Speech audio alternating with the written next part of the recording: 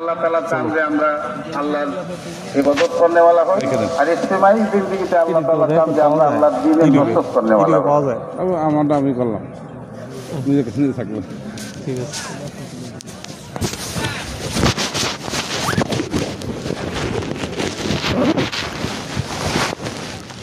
আপনারা না মনে রেকর্ড করতে দেয় না তো।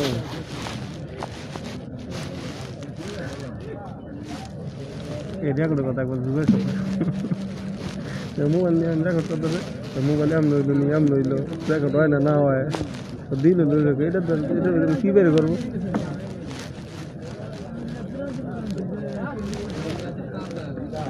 আল্লাহ বান্দা আইব মানে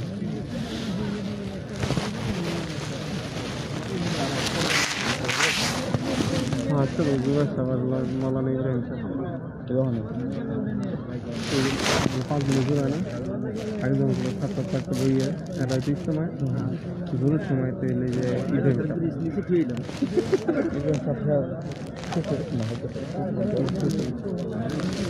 আমরা জানতাম আর শুধু শুনলাম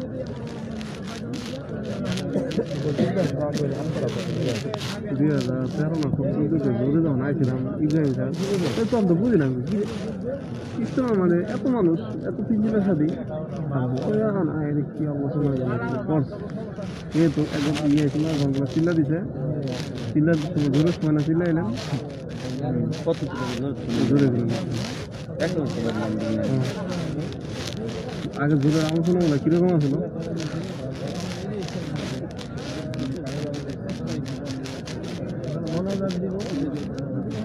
মানে লাগানো মানে এই পুরো মাঠে মানে কত থমথম করতো আলোচনা ইয়ে ছাগল খায় আর উপর দিয়ে ছাগল ইন্ডিয়া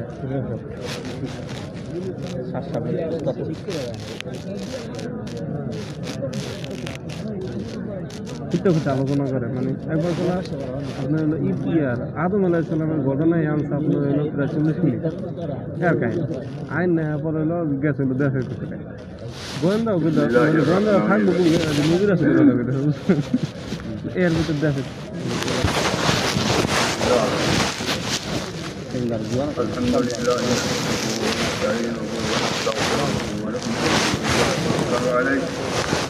ونعوذ بالله من شرور انفسنا ومن سيئات اعمالنا من يهده الله فلا مضل له ومن يضلله فلا هادي له ونشهد ان لا اله الا الله ونشهد ان محمدا عبده ورسوله صلى الله تعالى عليه وعلى اله وصحبه بارك وسلم اللهم اجعلنا نبينا محمدا صلى الله عليه وسلم بما هو اهله واجزي الانبياء كلهم خيرا وسلام على المرسلين والحمد لله رب العالمين. اما بعد فاعوذ بالله من الشيطان الرجيم بسم الله الرحمن الرحيم. ومن احسن قولا ممن دعا الى الله وعمل صالحا وقال انني من المسلمين. صدق الله العظيم.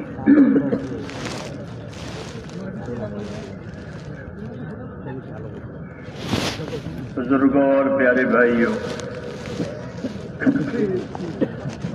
हमारे पास जनाब रसूलुल्लाह सल्लल्लाहु अलैहि वसल्लम की तरफ से एक पैगाम है और भी है, लेकिन जो मुझे कहना है वो एक पैगाम है सारी उम्मत के लिए।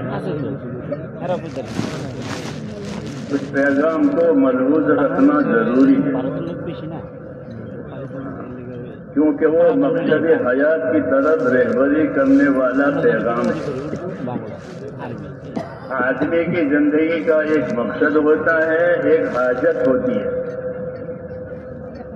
हाजतें बदलती रहती हैं, बढ़ती रहती हैं, घटती रहती हैं, उसको हाजत और जरूरत कहते हैं।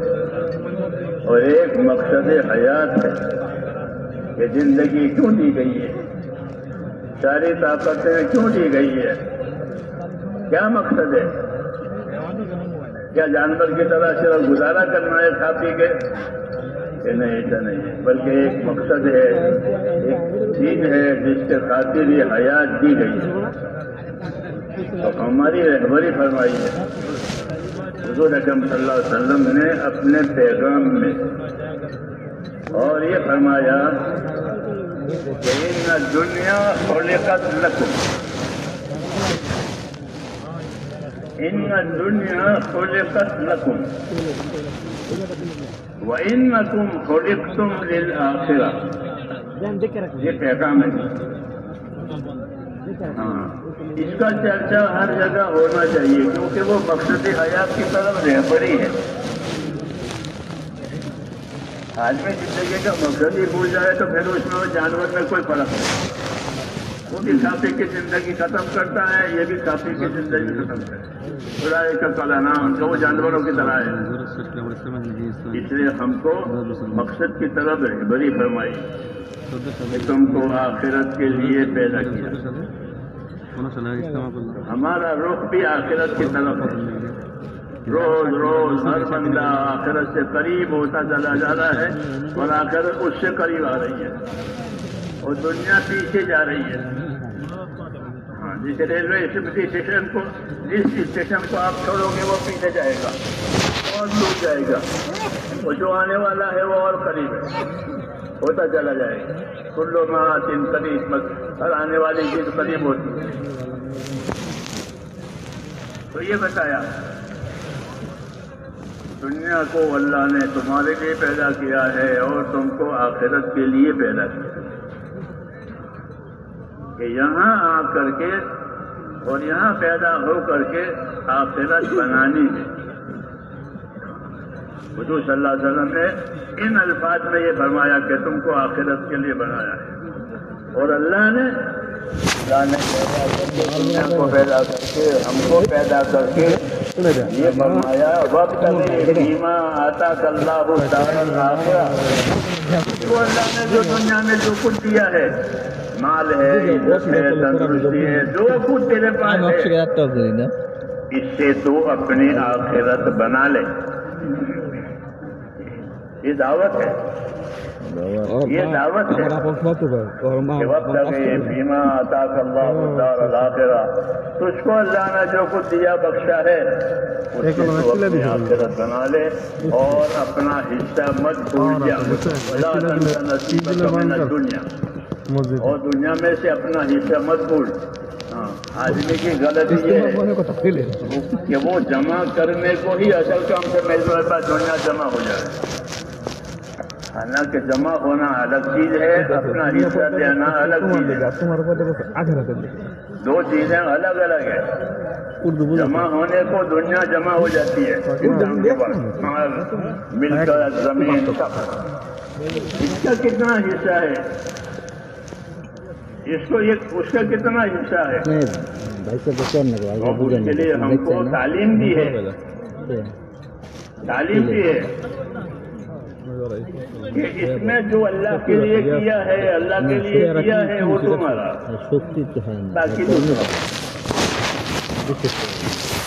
बाकी दूसरों का है, वो इसमें तुम्हारा नहीं है, क्योंकि औरों का हिस्सा है। अभी तो तुम्हारी मिल्कियत है, बाद में तुम्हारी मिल्कियत खत्म हो जाएगी, दूसरों की मिल्कियत आएगी, वो अपना हिस्सा लेंगे, फिर वो छोड़ के जाएंगे, फिर वो और लोग लेंगे। इसलिए कहा कि कोई भी अपना हिस्सा न भूले। वला तंसा नसीबक मिनद दुनिया, कि दुनिया में से अपना हिस्सा कोई न भूले। वो कौन सा हिस्सा है जिसको आदमी भूल जाता है, जिस पर तंबीह की है, वो अपना आखिरत वाला हिस्सा भूल जाता है। और जो दुनिया में जो हिस्सा मिला है उसको खुश। हदीस शरीफ में है कि यक़ूलु इब्न आदम माली माली, যুবক সাথী অনেক হয়েছে, সাথীর ভিতর অনেক ইজুল পেয়ে যেতেছে। और उसका कुछ भी नहीं। दोस्तों कलम যুবক জানেন একবার মুরব্বীরা কইছে দোস্তরা এলাকার মানুষ কিনে 5,000 চাল রাখলো নাই, হিম্মত করাটা তো কঠিন না। ये फरमाया একটা মসজিদ मेरा है, मेरा है, मेरा কঠিন মানে किसी चौक पे जाने দুই দিন তালিম করলে একদিন যদি একশো 10 দিন তালিম করার পর একদিন যদি না থাকি না তালিম হয় না। गिराने के बाद 13 तो इतना ही যদি ঢাকা শহরে माँ যদি अक्ल সময় লাগাইতো खाया पिया खत्म कर दिया ये 13 हो गया আড়াই ঘন্টার মেহনত ও আমি पहनना सोचा था, पहन ठीक है। करके पुराना कर दिया ये 13 हो गया और आखिरत के लिए सदका करके आखिरत बनाने के लिए आखिरत क्या है वो 13 है वो बाकी रहेगा बाकी सब खत्म نحمده ونصلي على رسوله الكريم أما بعد জুবাইর সাহেব محترم دوست বুজুর্গ উনি বলেন যে রাসূল পাক সাল্লাল্লাহু আলাইহি ওয়াসাল্লাম আমাদেরকে অনেক পয়গাম দিচ্ছেন তার মধ্যে উনি বলেন যে আমি যেটা আপনাদের কাছে এখন বলতে চাইতেছি সেটা একটা পয়গাম রাসূলুল্লাহ সাল্লাল্লাহু আলাইহি ওয়াসাল্লামের পয়গাম এই রাসূলুল্লাহ সাল্লাল্লাহু আলাইহি ওয়াসাল্লাম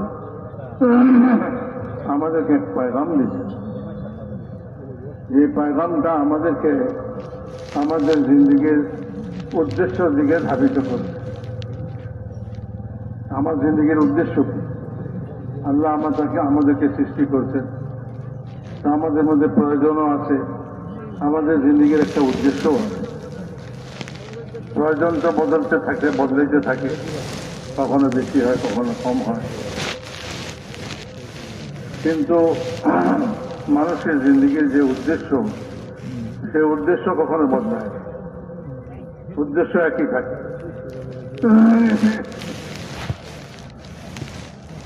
তো মেরে মহতারাম দোস্তা বুজুর্গ বলেন যে রাসূলুল্লাহ সাল্লাল্লাহু আলাইহি ওয়াসাল্লাম যে পয়গাম দিয়েছেন সেই পয়গামের মধ্যে আমাদেরকে আমাদের উদ্দেশ্য বুঝিয়ে দিচ্ছে হুজুর ইরশাদ করছেন ইন্নাদ দুনিয়া খুলিকাত লাকুম এই দুনিয়াটা তোমাদের জন্য সৃষ্টি আর ওয়া ইন্নাকুম খুলিকতুম লিল আখিরাহ আর তোমরা আখিরাতের জন্য সৃষ্টি হয়েছে এই ছোট্ট কথাটার মধ্যে আমাদের জিন্দেগীর উদ্দেশ্য রাসূল পাক সাল্লাল্লাহু আলাইহি ওয়াসাল্লাম আমাদেরকে বুঝাই দিয়েছেন আমাদের এই জিন্দেগীর উদ্দেশ্য হলো যা কিছু আল্লাহ তাআলা আমাদেরকে দিচ্ছেন হায়াত দিচ্ছেন আবার তার সাথে সাথে দুনিয়ার অনেক নিয়ামত আল্লাহ তাআলা আমাদেরকে দিচ্ছেন এই সব নিয়ামত কেন দিচ্ছেন আল্লাহ তাআলা এই সব নিয়ামত আল্লাহ তাআলা এই জন্য দিচ্ছেন যে আমরা এই দুনিয়া থেকে আমাদের জিন্দেগীর উদ্দেশ্যকে হাসিল করি এবং উদ্দেশ্যের দিকে অগ্রসর করি আখিরাত হলো আমাদের জিন্দেগীর উদ্দেশ্য মানুষ প্রতি মুহূর্তে আখিরাতের দিকে অগ্রসর হইতেছে আর দুনিয়াকে পিছনে ছাড়তেছে যেমন রেলে বসলে একটা স্টেশন ছেড়ে যখন রেলটা সামনের দিকে যায় তো ওই স্টেশন পিছনে থেকে যায় যত অগ্রসর হয় সামনেরটা নিকটে আসতে থাকে আর পিছনেরটা দূরে যেতে থাকে মানে ঠিক এরকম ভাবে দুনিয়াতে আমরা আখিরাতের দিকে অগ্রসর হইতেছি প্রতি মুহূর্তে আমরা আখিরাতের নিকটবর্তী হইতেছি আর আখিরাতেও আমাদের নিকটবর্তী হইতেছি আর এই দুনিয়াটা আমরা পিছনে ফেলতেছি আর পিছনে থেকে যেতেছে এই দুনিয়া দূর থেকে দূরে চলে যাচ্ছে 50 বছর আগে যে অবস্থা ছিল দুনিয়াতে ছিলাম আমি তো ওই দুনিয়া 50 বছর পিছিয়ে চলে গেছে আর আমি আখিরাতের দিকে 50 বছর অগ্রসর হয়ে গেছি আখিরাতও আমার দিকে অগ্রসর হয়ে গেছে তো মেরে মহতারাম দোস্ত আল্লাহ তাআলা রাসূল পাক সাল্লাল্লাহু আলাইহি ওয়াসাল্লাম এই পয়গাম আমাদেরকে দিয়েছেন যে সারা দুনিয়া তোমাদের জন্য সৃষ্টি হয়েছে তোমাদের প্রয়োজনের জন্য প্রয়োজন মিটে দিয়া আর তোমরা সৃষ্টি হয়েছ আখিরাতের জন্য আমরা আখিরাতের জন্য সৃষ্টি হয়েছি দুনিয়ার জন্য আমরা সৃষ্টি হয়েছি মেরে মহতারাম দোস্ত বলেন আল্লাহ তাআলাও আমাদেরকে এদিকে দিক নির্দেশনা করতেছে, আল্লাহ তাআলা আমাদেরকে বুঝাইতেছে ওয়াবতাগি ফীমা আতাকা আল্লাহু দারাল আখিরাহ। তোমাকে আল্লাহ তাআলা যা কিছু দিয়েছেন, হায়াত দিয়েছেন, মাল দিয়েছেন, নিয়ামত দিয়েছেন, যা কিছু দিয়েছেন আল্লাহ তাআলা, এটার দ্বারা তুমি তোমার আখিরাত বানাও।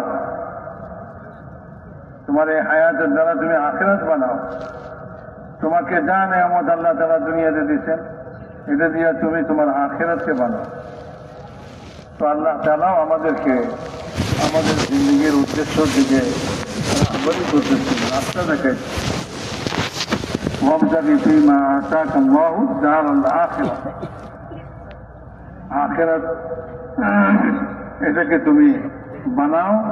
তোমাকে আল্লাহ তাআলা যা কিছু এই দুনিয়াতে দিয়েছেন, এটার দ্বারা হায়াত দিয়েছেন, এই হায়াতটাকে এমন কাজে লাগাও যে তোমার আখিরাত বলে। মাল দুনিয়া যে আসবাব দিয়েছেন, এগুলিকে তুমি এমন ভাবে ব্যবহার করো যে এটা তোমার আখিরাত বলে। সাথে সাথে বলছেন ওয়ালা তানসা নাসীবাকা মিনাদ দুনিয়া। দুনিয়া থেকে তোমার যে অংশ, এটা তুমি ভুলো না। এই দুনিয়াতেও তোমার অংশ আছে, ওই অংশটাও তুমি ভুলে যাও না। তো ওই অংশটা কি? মানুষ মনে করে মাল জমা করা, এটা বোঝায় আমার দুনিয়া। তো মানুষ বলে মালি মালি ওয়ালাইসা লাহু মাল। মানুষ বলে আমার মাল আমার মাল আমার মাল, অথচ তার কোনো মাল নেই। তার মাল কোনটা? এই দুনিয়া থেকে কোনটা? তার হিস্সা, তার অংশ এই দুনিয়া থেকে কোনটা? তার হিস্সা, তার অংশ থেকে দুনিয়া থেকে কোনটা, এটাও বলে দিচ্ছেন। মানুষ যা খাইছে এই দুনিয়া থেকে আর এটাকে শেষ করে ফেলছে, এটা তার অংশ এই দুনিয়া থেকে। আর যা সে পরিধান করছে আর পুরানা করে ফেলছে, এইটা তার দুনিয়া থেকে অংশ। আর যা সে এই মাল থেকে সদকা করছে আখিরাতের জন্য, ওটা চিরকাল বাকি থাকবে। ওই দুটা তো, একটা তো ফানা হয়ে গেছে খানা, আর কাপড় পুরানা হয়ে গেছে, কিন্তু আখিরাতের জন্য যে সে সদকা করছে, এটা চিরকাল বাকি থাকবে। এটা হলো দুনিয়াতে আল্লাহ তাআলা তাকে যা দিচ্ছেন, এদের ভিতর থেকে তার অংশ। তা না হলে যা সে মাল জমা করছে, মানুষ মনে করে মাল জমা করলেই বোধহয় আমার হয়ে গেল। অনেক মাল জমা করছে, কিন্তু সে খাইতেই পারে নাই, এটাকে সে নিজের কোনো কাজেও লাগাইতে পারে নাই, জমা হয়ে আছে। মাল জমা হয়ে থাকাকে মানুষ মনে করে এটাই বুঝে আমার দুনিয়ার অংশ। না, দুনিয়ার এই অংশ, এটা তার দুনিয়ার অংশ না। এই দুনিয়া থেকে তার অংশ ওইটুকুই, মা আকালা বা আপনা, যেটা খাইছে আর এটাকে ফানা করে দিচ্ছে। খাওয়ার পরে তো ফানা হয়ে গেছে, তো যেটুকু সে খাইছে এই দুনিয়া থেকে, এটাই তার অংশ এই দুনিয়া থেকে। আর যা কিছু মা লাবিসা বা আবনা, যা কিছু সে পরিধান করছে তারপরে এটাকে পুরানা করে ফেলছে, এই দুনিয়া থেকে এটুকুই তার অংশ। আরেকটা ওমা তাসাদ্দাকা ওয়া হুয়া আবকা, যেটুকু সে এই দুনিয়া থেকে আখিরাতের জন্য চেষ্টা করছে, দিনের কাজে খরচ করছে, আল্লাহর রাস্তায় খরচ করছে, এইটা চিরকাল বাকি থাকবে। তো আগের দুইটা তো ফানা হয়ে গেছে, শেষ হয়ে গেছে, এই শেষেরটা চিরকাল বাকি থাকবে। এটাই তার অংশ, আসল অংশ এই দুনিয়া থেকে।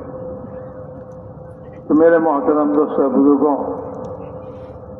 তো আমাদেরকে আমাদের জিন্দগির মাকসাদ বুঝাই দিচ্ছে, উদ্দেশ্য বুঝাই দিচ্ছে যে আমরা আখিরাতের জন্য সৃষ্টি হয়েছি।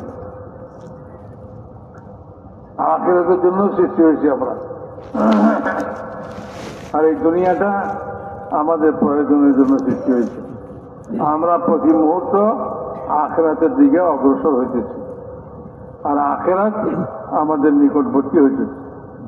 আর এই দুনিয়া প্রতি মুহূর্তে আমাদের থেকে পিছনে চলে যাচ্ছে, পিছনে চলে যাচ্ছে। আর মেরে মহতারাম দোস্ত, আল্লাহ তাআলাও আমাদেরকে এই কথা স্মরণ করাইতেছে যে তোমাকে যা দিচ্ছি এটা দিয়ে তুমি তোমার আখিরাত বানাও, আর এই দুনিয়া থেকে তোমার অংশ তুমি বুঝে নাও কোনটা তোমার অংশ। তো আমার কি অংশ এই দুনিয়া থেকে এটাও বুঝাই দিছে যে যা কিছু খাইছি এটা তো ফানা করে দিছি, এটা আমার অংশ, আমি খেয়ে ফেলছি। আরেকটা হলো আমি পড়ছি, পরিধান করছি, এটা পুরানা হয়ে গেছে, এটা ছিল আমার অংশ। আরেকটা হলো যা আমি সদকা করছি, আল্লাহর জন্য খরচ করছি, সেটা হলো আমার অংশ, এটা চিরকাল বাকি থাকে। তো দুনিয়া থেকে আমার অংশ ভুলতে মানা করছে, বলে আকাঙ্ক্ষা নসিবাকা মিনাদ দুনিয়া, দুনিয়াতে যে তোমার অংশ আছে এটাকে তুমি ভুলে যেও না।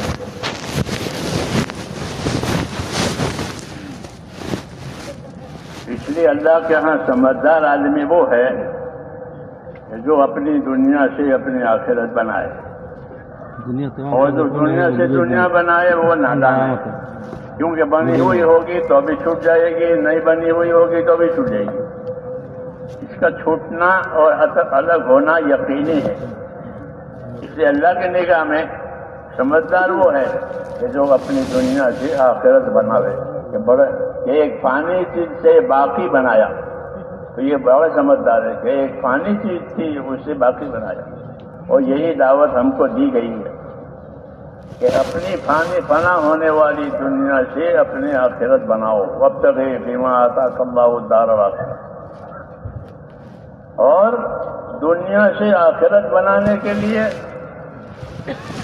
दीन मिला है, दीन मिला है।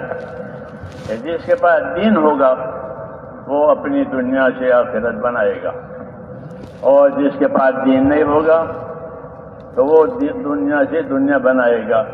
फिर आखिर में वही है कि बनी हुई भी छूट जाएगी और न बनी हुई भी छूट जाएगी, और ये लाचार होकर अल्लाह के दरबार में पेश होगा। हदीस शरीफ में कि आदमी अल्लाह के दरबार में इस तरह पेश होगा जैसे बकरी का बच्चा कमजोर जो अभी पैदा हुआ है, कि हाँ ऐसा पेश होगा।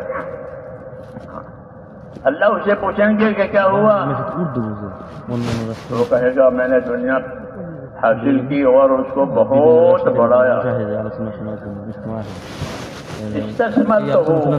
मैंने उसको बहुत बढ़ाया और उसको छोड़ के आया हूँ, आप इजाजत है तो उसको लेके आऊँ। अब यहाँ तो है नहीं, आप इजाजत है तो उसको लेकिन ऐसा होगा नहीं कि अल्लाह उसको तो आखिरत में से दुनिया लाने के लिए भेजे।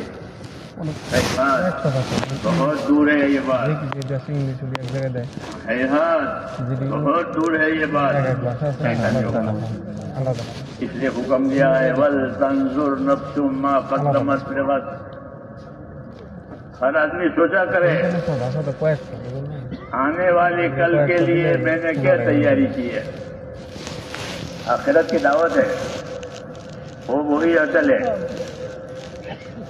उसी की तबलीग है। हाँ, फिरने की तबलीग नहीं है। आखिरत बनाने के लिए यकसुई पैदा करने के लिए फिरना जाना है, वरना फिरने से क्या होता है, वो तो यकसुई पैदा करने के लिए, ताकि आखिरत का ध्यान रहे, मस्जिदों में क़याम रहे, हाँ मसाइल का तज़किरा हो, आखिरत का तज़किरा हो। इसके असल है क्या आखिरत बनाओ। फल तंजुर नफ्सुम मा क़द्दमत लिग़द, हर आदमी सोचा करे कि आने वाली कल के लिए मैंने क्या तैयारी की। इसलिए मेरे दोस्तों आखिरत बनाने के लिए असबाब दिए हैं। एक सबब आखिरत के बनने का ईमान है, और वही असली सबब है ला इलाहा इल्लल्लाह मुहम्मदुर रसूलुल्लाह। ये आखिरत बनने का सबसे ताकतवर सबब है। इसलिए कहा अपने ईमान को ताज़ा किया करो, जैसे तो ईमानकुम, अपने ईमान को ताज़ा किया करो। जिस तरह अपनी तंदुरुस्ती को सही रखते हो, अपने ईमान को ताज़ा किया करो, और इस कलमे को ज़्यादा पढ़ा करो, ला इलाहा इल्लल्लाह को। हाँ, कि इस कलमे को ज़्यादा पढ़ा करो, ज़बान पर इसका विर्द रहे, ताकि याद रहे कि ये असली चीज है, इसी पर जीना है, इसी पर मरना है और इसी पर उठना है कब्रों में से। हाँ, ईमान, यकीन, अल्लाह का खौफ, ये दुनिया में रह करके पैदा करना है। कि कितना खौफ पैदा हुआ, कितना खौफ पैदा हुआ। हुजूर सल्लल्लाहु अलैहि वसल्लम फरमाते हैं, इन्नी लअख्शाकुम व अत्काकुम लिल्लाह, मैं तुम में सबसे ज्यादा अल्लाह की अजमत से डरने वाला हूं। अल्लाह के खौफ से सबसे ज्यादा तुम में मैं डरने वाला हूं। तो अल्लाह की अजमत, अल्लाह की बड़ाई और अल्लाह का खौफ, ये तो ईमान की जान है कि जितने ये चीज अंदर बढ़ेगी इतने आदमी इताअत करेगा। अगर ये चीज घट रही है तो इताअत भी घट रही। इसलिए अपने ईमान को ज्यादा करो, इस कलमे को पढ़ो रोज सुबह शाम, और कलमे की मेहनत करो सुबह शाम सकाल। यानी अल्लाह के हुक्म जिंदगियों में आवे, अमल उसके अंदर आवे, वो मेहनत करो। कलमा कलमे की मेहनत, इधर जमीन जमीन की मेहनत, माल माल की मेहनत, ऐसे कलमा कलमे की मेहनत। कलमा पढ़ना और कलमे की मेहनत करना, यानी अल्लाह के हुक्मों को सीखना, अल्लाह के हुक्मों को सिखाना और दूसरों को उसकी दावत देना, उसके फजाइल मसाइल जानना, ये हमारी जिंदगी की असली जिम्मेदारी है। हाँ, हम सिर्फ खाने कमाने के लिए नहीं आए हैं, बल्कि हम तो इस मुबारक दीन के लिए अल्लाह ताला ने इस उम्मत को पैदा किया है। ये इस दीन की वारिस है, ये कुरान की वारिस है, ये हुजूर सल्लल्लाहु अलैहि वसल्लम की सुन्नतों की वारिस है। सुम्मा औरसल किताब अल्लज़ीना इस्तफ़ैना मिन इबादिना, अल्लाह कहते हैं फिर हमने अपने बंदों को इस किताब का वारिस बनाया। वो कौन? ये उम्मत वारिस है और इसके 3 तबके होंगे।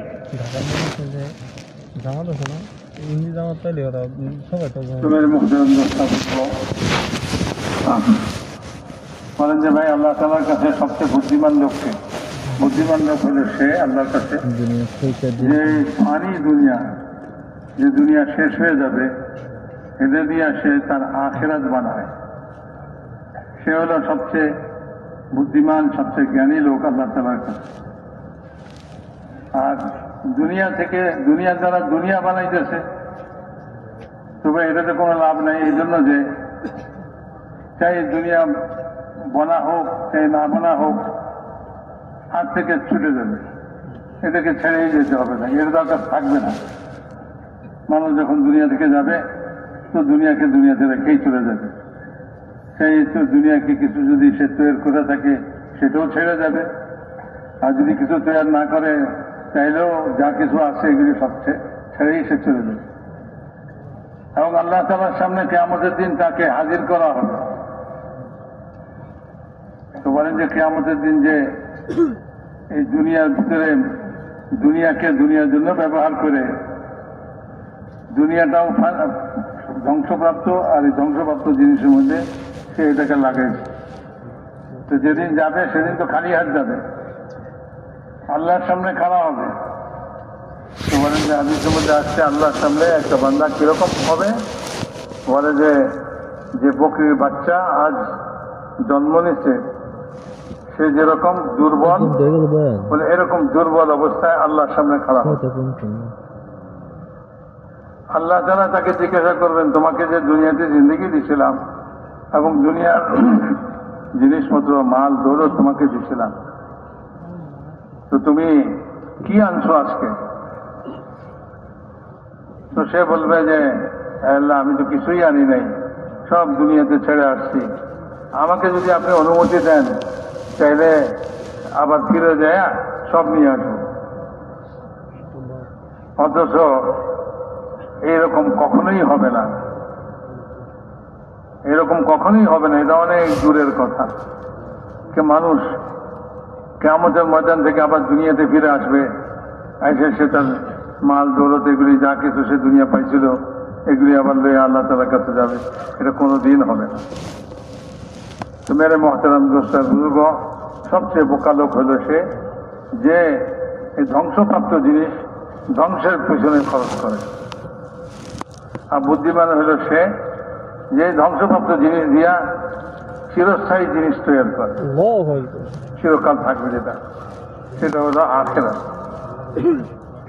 আখিরাতকে তৈরি করে। এই জন্য বলছে যে ভাই, প্রত্যেক মানুষ এ কথা চিন্তা করে যে সে আগামীর জন্য কি করতেছে, আগামী অর্থাৎ আখিরাতের জন্য সে কি সংগ্রহ করতেছে, কি সম্বল তৈরি করতেছে। আগামীকালের জন্য সে কি তৈরি করছে, এটা প্রত্যেকে যেন চিন্তা করে। আল্লাহ পাকের পক্ষ থেকে এই হুকুম আছে যে তোমরা প্রত্যেকে এই কথা চিন্তা করো যে তুমি আগামীকালের জন্য কি তৈরি করছো, কি প্রস্তুত করছো। তো ভাই, দুনিয়াতে এটার জন্যই আল্লাহ তাআলা আমাদেরকে পাঠায়, আখিরাতের জন্যই পাঠাইছে। আর আখিরাতের তৈরির জন্য আল্লাহ তাআলা দিন দিচ্ছেন। দিন, যার কাছে দিন আছে তো সে আখিরাত তৈরি করতে পারবে, যার কাছে দিন নাই সে আখিরাত তৈরি করা বুঝবেও না, আখিরাত তৈরি করতেই পারবে না কোনোদিন। আর দিনের মধ্যে পয়লা জিনিস যেটা, সেটা হলো ঈমান। ঈমান দিচ্ছেন আল্লাহ তাআলা, লা ইলাহা ইল্লাল্লাহ মুহাম্মাদুর রাসূলুল্লাহ, এই যে কালেমা, ঈমানের কালেমা বলে, এটা ইয়াকিন দিলের ভিতরে পয়দা হয়। আল্লাহ তাআলার ভয় অন্তরের মধ্যে পয়দা হয় এটার কারণে।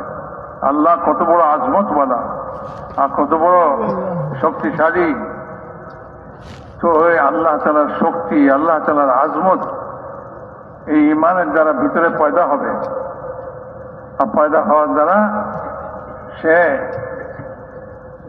আখিরাতের জন্য সব তৈরি করতে পারবে, প্রস্তুতি নিতে পারবে। এই যে ভাই তবলিগে বাইর হওয়া, এটা শুধু ঘোরাফেরা নয়, সময় কাটায় দেওয়া নয়, বলে এখানে এই জিনিসই হাসিল করা যে এক মন হইয়া নিজের দুনিয়াতে বসা আখিরাতের কথা চিন্তা করার সময় হয় না, ঘরে বাড়িতে কায় কারবারের মধ্যে। এই জন্য বলা হয় যে ভাই, তুমি এক মন হওয়ার জন্য, একাগ্রতার জন্য তুমি তোমার এইগুলি জিনিস থেকে একটু আলাদা হও, মসজিদের পরিবেশে আসো। আর মসজিদের পরিবেশে বসা সেখানে তুমি ঈমান শিখো, এখানে তুমি দ্বীন শিখো, এখানে ইলম শিখো, ফাজাইলের ইলম, মাসাইলের ইলম, সব জিনিস এখানে বসে তুমি শিখো। তোমার আখিরাতকে তুমি আখিরাতের উপরে ইয়াকিন পয়দা করো, আল্লাহ তাআলাকে চিনো, আল্লাহ তাআলার আজমত তোমার অন্তরের মধ্যে পয়দা হয়। এই জন্যই আল্লাহ রাস্তা বেরিতে বলা হয়। এই তবলিগে যায় শুধু ঘুরে ফিরে সময় ব্যয় করে আসা নয়, এবং এখানে এগুলি শিখবার জন্যই বাইর হওয়া, দিন শিখবার জন্য আল্লাহ রাস্তা বের হওয়া। আমার জিন্দগিতে দিন আসে, ঈমান আসে, ঈমানের উপযোগী যে আমালগুলা বলা হচ্ছে সে আমাল আমার জিন্দগিতে আসে, যে আমল হলে যে আমলগুলো আমার আখিরাতে কাজে আসে। ঈমানি আমল এগুলি আমাকে শিখতে হবে, এটার ফাজাইল শিখতে হবে, এটার মাসাইল জানতে হবে আমাকে। তো যখন ঈমান আর আমল এটা তৈরি হয়ে যাবে, তো দুনিয়াকে আখিরাতের জন্য ব্যবহার করা, আখিরাতের জন্য তৈরি করা, দুনিয়া থেকে আখিরাত বানানো, এটা সহজ হয়ে যাবে। আর যদি এটা না হয় তো ভাই মেরে মহতরম দোস্ত, দুনিয়ার জন্যই খরচ করব, দুনিয়াতে ফেলে দিয়া এগুলি সব দুনিয়াতে রেখা আমরা আখিরাতে চলে যাব, খালি হাত চলে যাব। এই জন্য ভাই, এই মেহনতটা এই জন্যই, এটা বুঝতে হবে সবাইকে। এই মেহনতটা এই জন্যই যে আমার ভিতরে ঈমান এবং ইয়াকিন পয়দা হয়। হুজুর আকরাম সাল্লাল্লাহু আলাইহি ওয়াসাল্লাম ইরশাদ করেন, আমি তোমাদের মধ্যে সবচেয়ে বেশি আল্লাহ তাআলার আজমতকে ভয় করি, আল্লাহকে ভয় করি, সবচেয়ে বেশি ভয় আমি করি। রাসূল পাক সাল্লাল্লাহু আলাইহি ওয়াসাল্লাম নিজে বলতেছে। তার মানে এই সমস্ত জিনিস তোমার ভিতরেও আল্লাহ তাআলার ভয় পয়দা হোক, আল্লাহ তাআলার আজমত তোমার অন্তরে পয়দা হোক। এই জন্য ভাই, এই মেহনতটা নিজের আখিরাতকে বানাইবার জন্য, আখিরাত বানাইবার জিনিস যেগুলো আল্লাহ তাআলা দিয়েছেন, আসবাব আল্লাহ তাআলা দিয়েছেন, দ্বীন দিয়েছেন, ঈমান দিয়েছেন, এগুলি ভিতরে পয়দা করতে হবে। এগুলি আখিরাতের জিনিস হবে।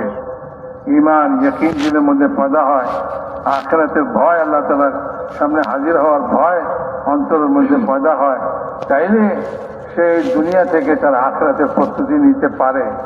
আর যদি এটা না থাকে তাহলে এমনি এমনি খেল তামাশা দুনিয়ার মধ্যে খেলাধুলা করতে করতেই তার এই দুনিয়ার জিন্দগি খতম হয়ে যায়। हमको अल्लाह ताला ने वारिस बनाया है अपने दीन का, अपने किताब का। बड़ी इज्जत है ये बड़ी इज्जत है कि हमको अल्लाह ने अपने किताब का क्या अल्लाह का दीन है, कुरान पाक अल्लाह का दीन है। अल्लाह ने हमको अपनी किताब का वारिस बनाया है, किताब हमारे ऊपर छोड़ी है। तुम अवरसल किताब अल्लज़ीना इस्तफ़ैना मिन इबादिना, कि हमने अपने बंदों को अपनी किताब का वारिस बनाया है। तो ये किताब हमारे ऊपर छोड़ी गई है। लेकिन हुआ क्या कि इसके 3 तबके हो गए। इसके 3 तबके हो गए किताब के बारे में। एक तबका जालिम लिनफ्सिही, कि इस किताब के साथ इन्होंने जुल्म किया है। जुल्म के 2 माने हैं, नुकसान करना, ये भी किसी चीज का नुकसान करना, उसके नफे को बर्बाद करना, ये भी जुल्म है। उसमें नुकसान किया या उसको आगे बढ़ा के उसमें आग लगा दी, नफा कम कर दिया या नफा घटा दिया, ये जुल्म। एक तबका इस उम्मत का जालिम होगा कि वो हक अदा नहीं करेगा। हाँ, हक उनको मिलता है किताब में से, क्योंकि वारिस है, वारिस को तो हक मिलता ही है, हक अदा नहीं करेगा तो ये एक तबका जालिम होगा। दूसरा तबका दरमियानी होगा, कुछ करेंगे, कुछ छोड़ भी देंगे, मान भी देंगे, कुछ नहीं भी मान लेंगे, नॉर्मल 20-20 का। तीसरा तबका साबिक बिल खैरात, कि खैर में, नेकियों के काम में आगे बढ़ने वाले। 3 तबके इस उम्मत के होंगे। हुजूर सल्लल्लाहु अलैहि वसल्लम अपनी किताब, अपना दीन छोड़कर गए हैं। इस किताब के बारे में ये 3 तबके होंगे। एक जालिम होगा कि वो अपना नुकसान करेगा, अपना नाफा नहीं कमाएगा। दूसरा दरमियानी, कुछ किया, कुछ नहीं किया, कुछ सीखा, नहीं सीखा, जिम्मेदारी पूरी भी की, नहीं भी पूरी की।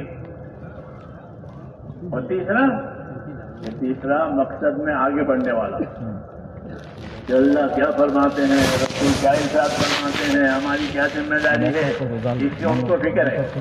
ये 3 तबके इस उम्मत के हैं।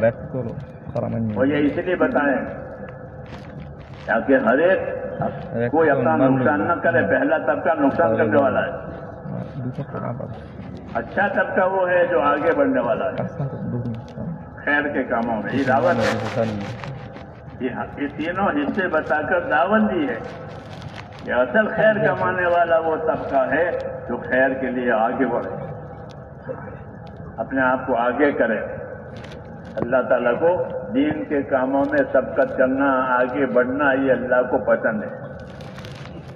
और दावत देते हैं अल्लाह ताला का, सबका करो, आगे बढ़ो,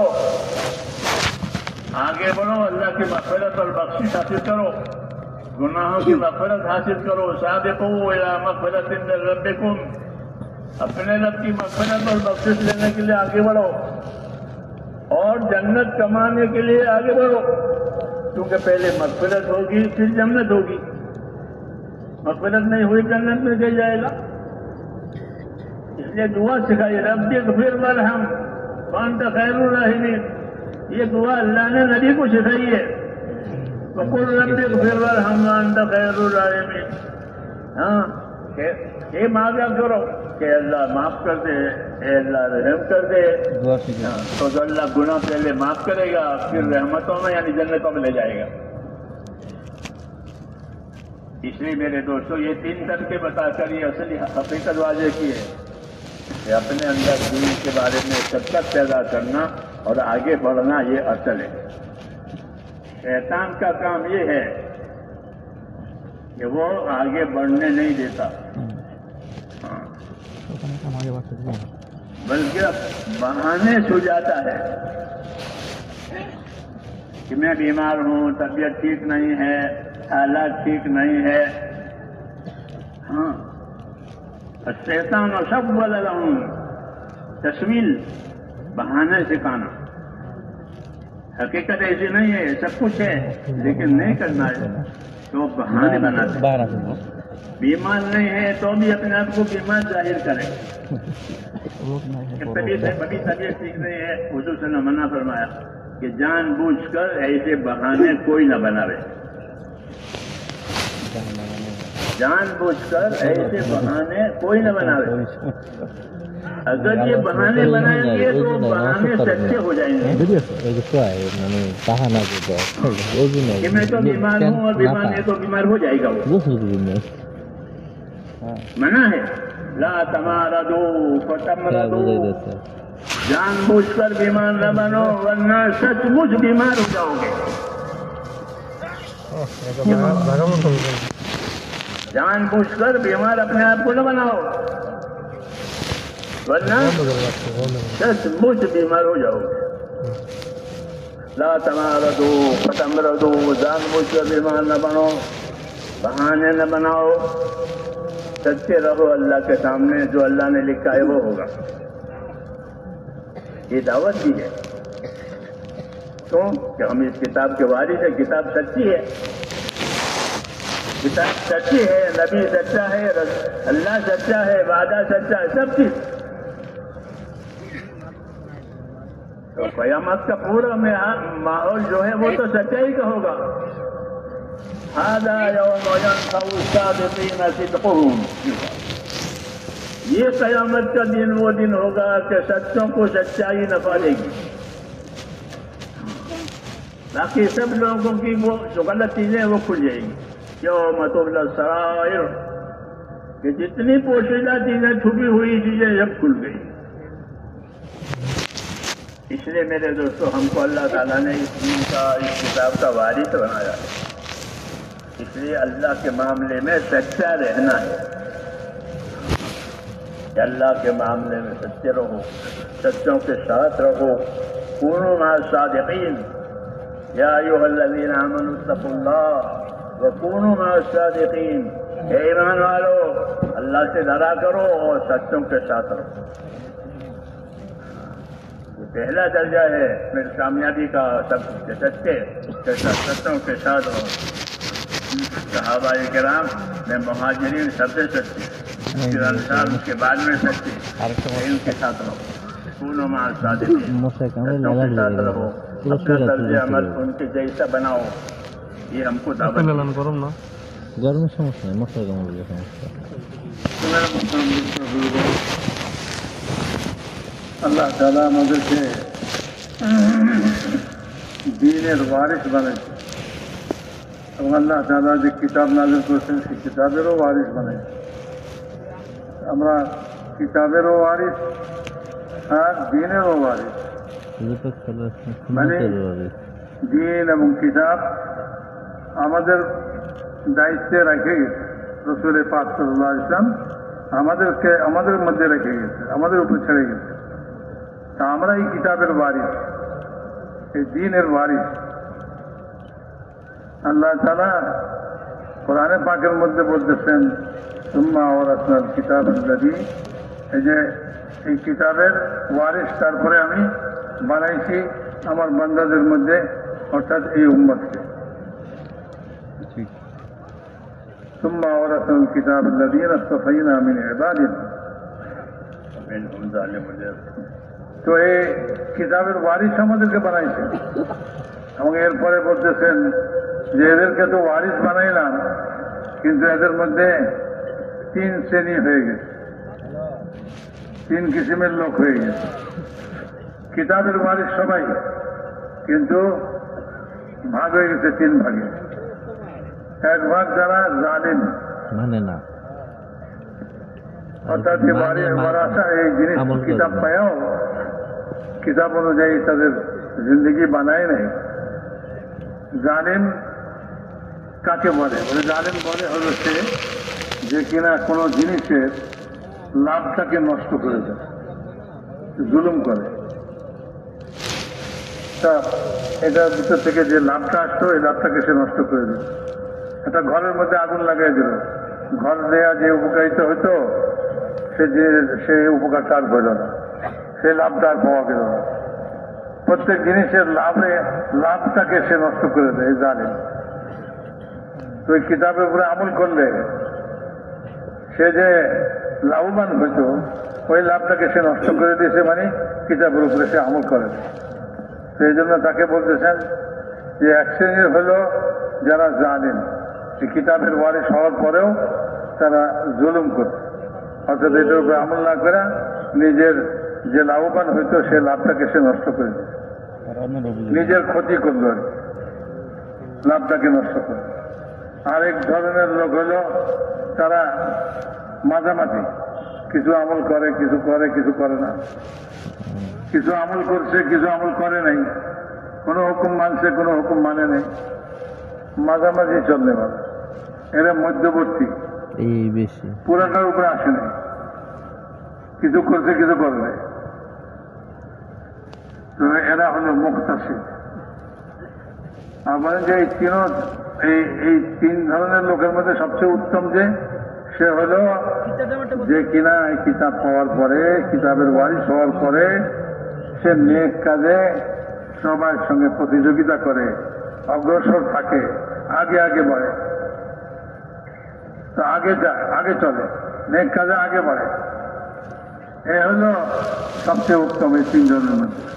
তিন শ্রেণীর মধ্যে সবচেয়ে উত্তম শ্রেণী হলো যারা নেক কাজে অগ্রসর হইতেছে। কিতাবের ওয়ারিস হওয়ার পরে এই নেক কাজে তারা অগ্রসর হয়, আখিরাতের কাজে তারা অগ্রসর হইতেছে, আল্লাহ তাআলাকে রাজি করার কাজে সে অগ্রসর, অগ্রগামী। আগে নেক কাজ করতে চায়, সবার আগে প্রতিযোগিতা করে। তো জালিম, মুক্তাসিদ আর সাবিকুম বিল খায়রাত, তো তিন কিসিমের মানুষ হয়ে গেছে এই কিতাবের ওয়ারিস হওয়ার পরে।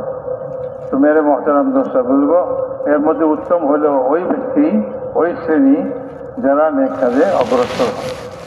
যে কোনো দিনের তাকাদা আছে এটার মধ্যে সে নিজেকে আগে পেশ করে, নিজেকে আগে এটার জন্য প্রেয়ার করে। তো সব ভালো কাজের মধ্যে সবাই আগে থাকতে চায়। কিন্তু মেরে মোহতারাম দোস্ত বুঝবো, এক ধরনের লোক আছে যারা বলে যে বাহানা করে। এদের সম্পর্কে বলেছে আল্লাহ তাআলা বলতেছেন, সাবিকু ইলা মাগফিরাতিন মির রাব্বিকুম ওয়া জান্নাতিন আরদুহা আস-সামাওয়াতু ওয়াল আরদ। যে এই যে তৃতীয় প্রকারের লোক, এদেরকে বলা হয়েছে আগে বাড়ো আল্লাহ তাআলার মাগফিরাতের দিকে, আল্লাহ তাআলা মাফ করে দিবেন, আর তারপরে মাফ করার পরে জান্নাত দিবেন। যাকে মাফ করে দিবেন তাকে জান্নাত দিবেন। তো সে এটার জন্য সে অগ্রসর হইতেছে, আগে বাড়তেছে। কিন্তু শয়তান যে আছে সে পিছু ছাড়ে না, সে বিভিন্ন রকমের বাহানা তার ভিতরে ঢুকায়, সে বাহানা তৈরি করে, দিলের ভিতরে বিভিন্ন রকমের বাহানা তৈরি করে। শয়তানের কাজই হলে তো সে বাহানা তৈরি করে, কি বলে যে আমি অসুস্থ, তা আমি তো যাইতে পারবো না, অথবা কোনো বাহানা একটা খাড়া করে, আমি তো এই কারণে যাইতে পারতেছি না, আমার এই অসুবিধা, এই পরিস্থিতির কারণে আমি যাইতে পারতেছি না, বিভিন্ন রকমের বাহানা সে তৈরি করে। তো বলেন যে শয়তানের কাজই হলো এই বাহানা বানায়, ভিতরে বাহানা বানায় তাকে পিছনে রাখে, আগাইতে দিবে না। এই জন্য হাদিসের মধ্যে এটার ব্যাপারেও হুঁশিয়ার করছে, বলে যে দেখো অসুস্থ না, তারপরেও তুমি বাহানা করে বলতেছ আমি তো অসুস্থ। বাহানা করে তুমি অসুস্থ হয়েও না, অসুস্থ সাজো না। তাহলে কি হবে? বলে যে সত্যি সত্যি তুমি অসুস্থ হয়ে পড়বে, সত্যি সত্যি তুমি অসুস্থ হয়ে যাবে। এখন তো অসুস্থ না, কিন্তু বাহানা করতেছে যে আমি অসুস্থ। কিন্তু বলে যখন সে এরকম বাহানা করে অসুস্থতার, বাহানা করে না, তখন সে সত্যি সত্যি অসুস্থ হয়ে পড়ে। হাদিসের মধ্যে আছে ফালা তামারাতু ফাতামরাতু, তুমি অসুস্থ সাজো না। বাহানা করে সে অসুস্থ সাজে, আসলে সে অসুস্থ না। যদি এরকম করো না, যদি এরকম করো তাহলে সত্যি সত্যি তুমি অসুস্থ হয়ে পড়বে, সত্যি সত্যি তুমি অসুস্থ হয়ে যাবে। এই জন্য মেরে মহতারাম দোস্ত বুঝব, আল্লাহ তাআলা বহুত জিনিস আমাদেরকে দিচ্ছেন। সেটা হলো তার দ্বীনের ওয়ারিস বানাইছেন, তার কিতাবের ওয়ারিস বানাইছেন আমাদেরকে। তো এই কিতাবের যে ওয়ারিস বানাইছেন এদের হক আদায় করতে হবে, আর দ্বীনের ওয়ারিস বানাইছেন এদের হক আদায় করতে হবে দুনিয়াতে। এদের জন্যই এই মেহনত, যে আমরা কি করে আল্লাহ তাআলা যে জিনিসের ওয়ারিস আমাদেরকে বানাইলেন এদের হক আদায় করতে পারি, কিতাবের হক আদায় করতে পারি, দ্বীনের হক আদায় করতে পারি।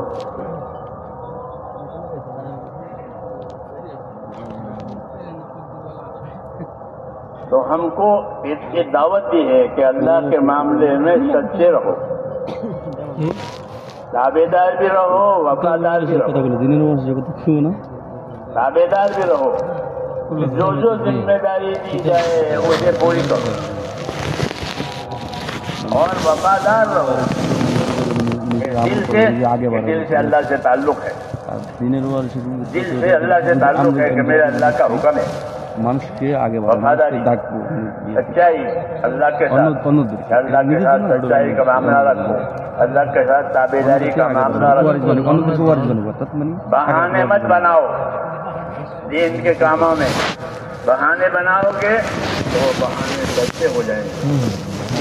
सलाम ने अपने साथियों को दावत दी, मैं तुमको फला फला इलाके में भेजना चाहता हूँ, तुम उसके लिए तैयार रहो। সমস্যা নাই, ওটা বাদ দিলাম। उनको बोझ बड़ा भारी लगा, মিথ্যা করলে মিথ্যাটা সত্য तकाजे होते हैं, भारी होते हैं।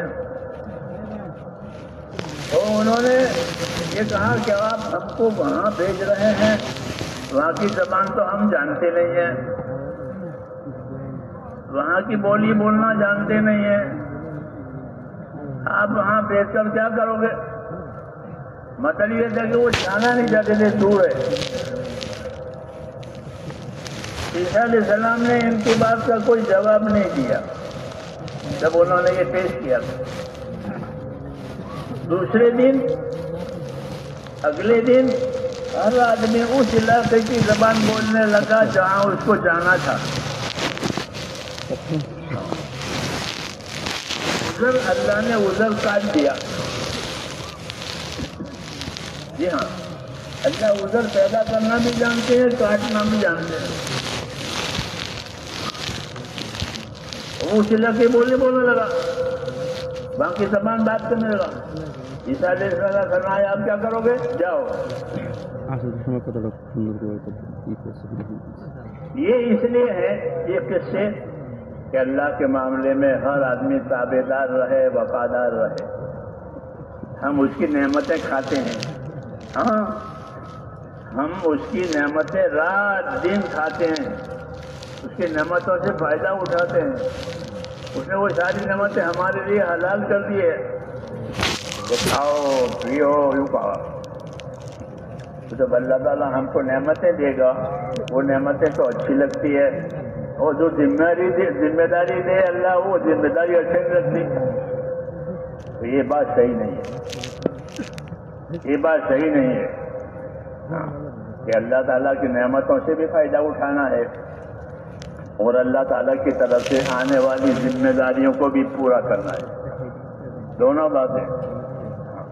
اللہ تعالیٰ کی طرف سے آنے والی ذمہ داریوں کا پورا کرنے والا ذاکر کہلاتا ہے، نہ پورا کرنے والا غافل کہلاتا ہے۔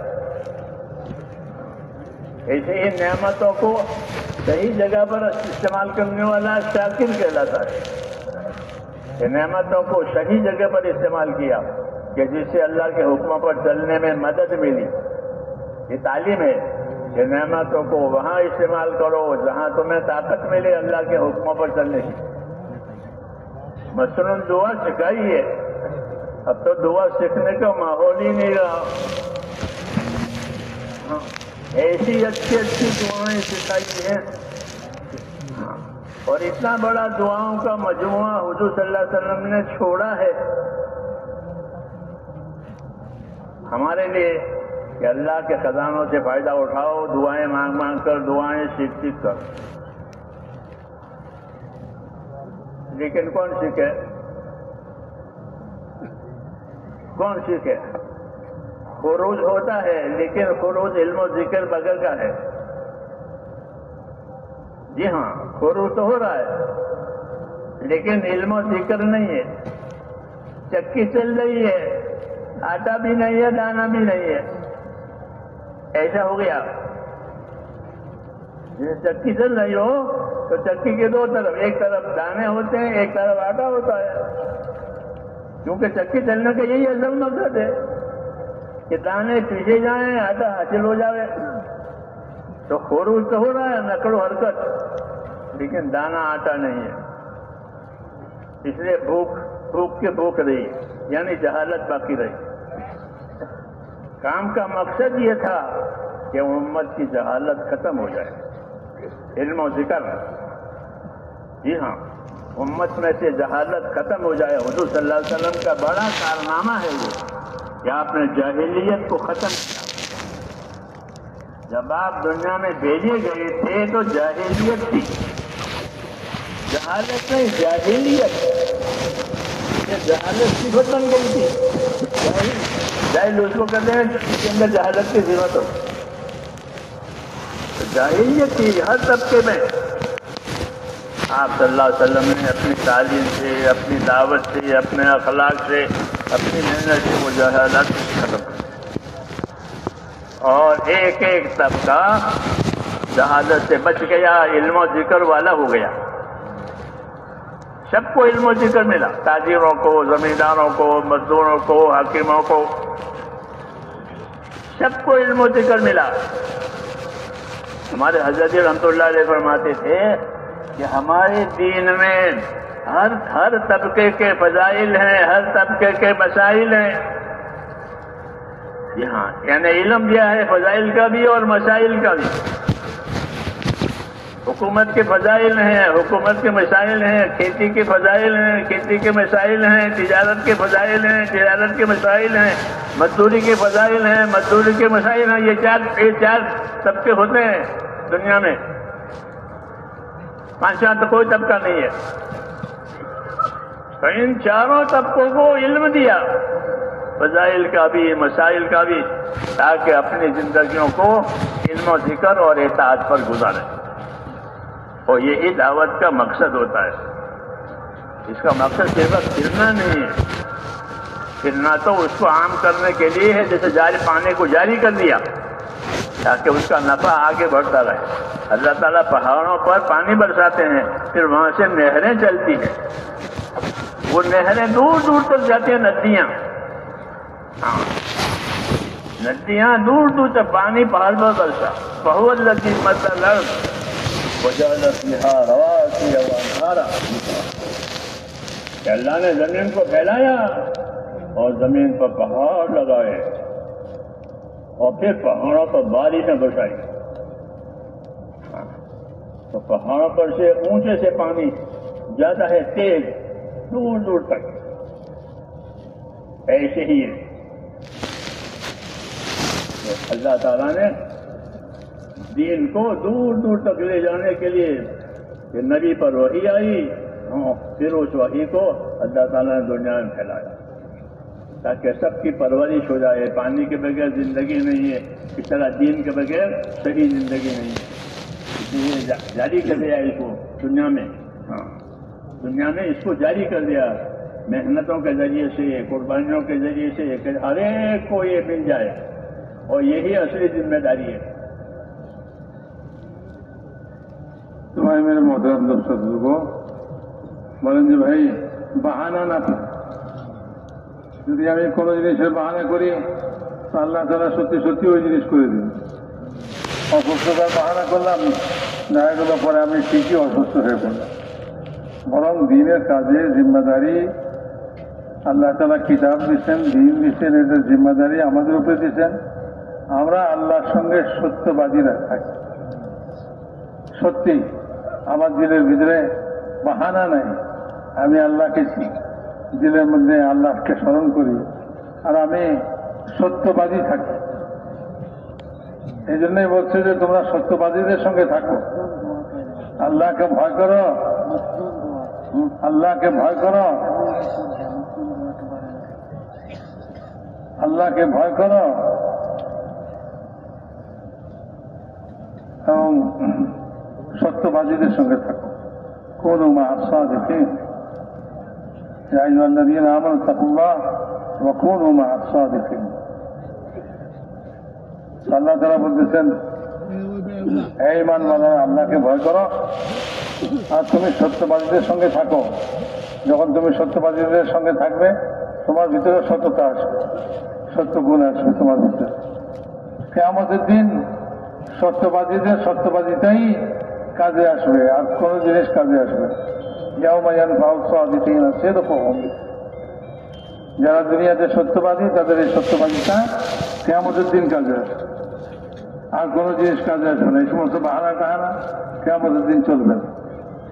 এই জন্য মেরে মহতারাম দোস্ত বলেন যে এই কাজের মধ্যে নিজেকে সত্যবাদী রাখি, নিজের দিল এটা আল্লাহর দিকে রুজু রাখি। আল্লাহ আমার দিলকে দেখতেছেন, আল্লাহকে ভয় করি, আল্লাহ তাআলা আজমত আমাদের অন্তর্ভুক্ত হয়ে থাকে।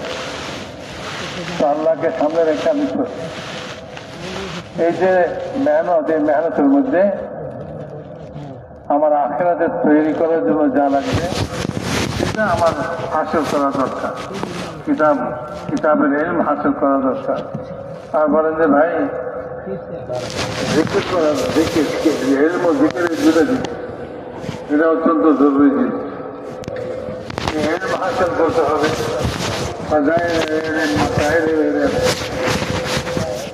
আবার এটার উপরে আমল করতে হবে। তো যে আমল করে সে হলো জাকির, জাকির ভিতরে হলো গাফেল, যে গাফেল হয়ে থাকে, আমল থেকে গাফেল হয়ে থাকে। এই জন্য ভাই আমাদেরকে ইলম ও জিকির এই দুইটা লাইন দিচ্ছেন, এই দুইটা লাইন আমাদের জন্য জরুরি। ইলমের দ্বারা আমার চেহারা দূর হবে, আমার অজ্ঞতা দূর হয়ে যাবে, আর জিকিরের দ্বারা আমি আমল করনেওয়ালা হয়ে যাব। বলেন যে আল্লাহ তাআলার সঙ্গে তুমি ওয়াফাদার থাকো, অর্থাৎ আল্লাহর নিয়ামত ভোগ করে আল্লাহ তাআলার হুকুম পালনকারী হও। এরকম না হয় যে তুমি আল্লাহর নিয়ামত ভোগ করলা আর আল্লাহর কামটা করলা না। যে ওফা বলে যে সে তার ওফাদার হলো না, তার অনুসারী হলো না, অথবা তার তাবেদার হলো না। তো তাবেদার থাকো, ওফাদার থাকো, তার সঙ্গে কিন্তু ওয়াদা তুমি পুরা করো। ওফাদার যে আল্লাহ নিয়ামত দিবে, নিয়ামতে ভোগ করো তুমি, এটার মধ্যে তো কোনো নিষেধ নেই। কিন্তু আল্লাহ তাআলা যে কাজের জন্য তোমাকে নিয়ামত দিচ্ছেন সেই কাজটাও তুমি পুরা করো। এই জন্য দুইটা জিনিস আল্লাহ তাআলা দিচ্ছেন, ইলম আর জিকির। তো হুজুর আকরাম সাল্লাল্লাহু আলাইহি ওয়াসাল্লাম যখন দুনিয়াতে আসেন, সারা দুনিয়া তখন জেহালত ছায়া ছিল, অজ্ঞতা, জাহিলিয়াতের যুগ বলছে। মানে মানুষের এই ভিতরে জেহালতের এই সিফাতটা ভিতরে পড়ে রয়েছে, সব জাহেল। রাসূলুল্লাহ সাল্লাল্লাহু আলাইহি ওয়াসাল্লাম এমন মেহনত করছেন, দাওয়াতের মেহনতের দ্বারা এমন ভাবে মেহনত করছেন যে মানুষের এই জিহাদত দূর হয়ে গেছে, মানুষের ভিতরে এলম আসছে। আল্লাহ তাআলা আসমান থেকে যা নাযিল করছেন সেটাই এলেম। এই এলেম মানুষের মধ্যে আছে, মানুষ তার করণীয় কাজ করছে, তাকে এই দুনিয়ার জিন্দগিতে কি করতে হবে এটাকে সে জানে। এই জন্য এক ধরনের হলো যে মানুষ বুঝেই না যে কি তাকে করতে হবে। এই জন্য ভাই আল্লাহ তাআলা ইলম নাযিল করছেন, জিকির নাযিল করছেন। ইলম ও জিকির ছাড়া জিন্দগি এরকম যেমন নাকি যাতার দুইটা পার্ট থাকে, একটা উপরে ঘুরে আরেকটা নিচে স্থির থাকে। একটা ছিদ্র থাকে, সেখান দিয়া গম দেয় অথবা যেটা পিষতে হয় সেটা দেয়, ওটা ওখান দিয়া দেয়। আর যখন যাতা ঘুরে তখন চারিদিক দিয়া আটা বের হয়, যা দিছে এটা পিছাই হয়ে বের হয়। আর বলে যে ইলম ও জিকির ছাড়া এরকম যে যাতা তো ঘুরতেছে কিন্তু গমও নাই আটাও নাই, গম দেওয়ার মতো কিছু নাই, তার কাছে গমই নেই। তো খালি যাতা ঘুরতেছে, আটাও বেরিতেছে না। সেই জন্য ভাই ইলমে জিকির তো এরকম জিনিস যে ইলম ভিতরে আসবে, যে হালত দূর হবে, অন্ধকার দূর হবে, অজ্ঞতা দূর হবে। আর বলে যে মানুষের ভিতরে করণীয় কাজ তার মধ্যে আসবে, সে গাফেল না, এবং সে যা করার সেটা সে করতেছে। সেই জন্য ভাই বলে যে ভাই যে আল্লাহ তাআলার দেওয়া নিয়ামতকে ভোগ করে, আর সে আল্লাহ তাআলার দায়িত্ব, যেটা আল্লাহ তাআলা বলছেন সুম্মা আওরাসনাল কিতাব, আমি তারপরে এই কিতাবের ওয়ারিস বানাইছি এই উম্মতকে। তো আল্লাহ তাআলা তো কিতাব দিচ্ছেন, যে এই কিতাবে কদর করবে সে তো হলো শুকর গুজার বান্দার মতো, শুকর করনেওয়ালা। এমনি ভাবে যে এটাকে করবে না সে হলো জানেন, সে হলো গাফেল। এই জন্য ভাই এই যে তবলিগে ফেরা, তবলিগে যাওয়া, এটা শুধু ঘোরাফেরা করার জন্য নয়, সময় কাটাইবার জন্য নয়, বরং উম্মতের মধ্যে এই জিনিস পয়দা হয়ে যায়। হযরত মাওলানা ইউসুফ সাহেব রহমতুল্লাহির কথা উনি বলছেন। হযরত মাওলানা ইউসুফ সাহেব রহমতুল্লাহি বলছেন যে আল্লাহ তাআলা তো আমাদেরকে এমন দিন দিচ্ছেন যে দিনের মধ্যে সব কাজের ফজিলতও দিচ্ছেন, সব কাজের তরিকাও বাতাই দিচ্ছেন। একজন তাজের ব্যবসায়ী, তো তার জন্য ফজিলতও বাতাই দিচ্ছে, আমার ব্যবসা কিভাবে করবে এটার মশলাও বাতাই দিচ্ছে। একজন হুকুমত চালায়, তো এটার ফজিলতও বাতাই দিচ্ছে, আবার এটার কিভাবে সে হুকুমত চালাইবে এটার মশলাও তাকে বাতাই দিচ্ছে। একজন মজদুরি করে, এই মজদুরির ফজিলতও বাতাই দিচ্ছে, আবার এই মজদুরি করার মশলাও বাতাই দিচ্ছে। তো বলেন যে আল্লাহ তাআলা তো আমাদেরকে এমন দিন দিচ্ছেন, প্রত্যেকটা কাজের ফজিলত বাতাই দিচ্ছে, আবার প্রত্যেকটা কাজের মশলাও বাতাই দিচ্ছে, তরিকাও বাতাই দিচ্ছে। এই জন্য ভাই আল্লাহ রাস্তায় বাইর হইয়া ইলম শিখতে হবে, ফাজাইলের ইলম হাসিল করতে হবে, মাসাইলের ইলম, জিন্দেগি সব কাজের তরিকা শিখতে হবে, যে তরিকাটা দ্বীনের মধ্যে বাঁচানো হয়েছে, দ্বীনি তরিকা আমাকে শিখতে হবে।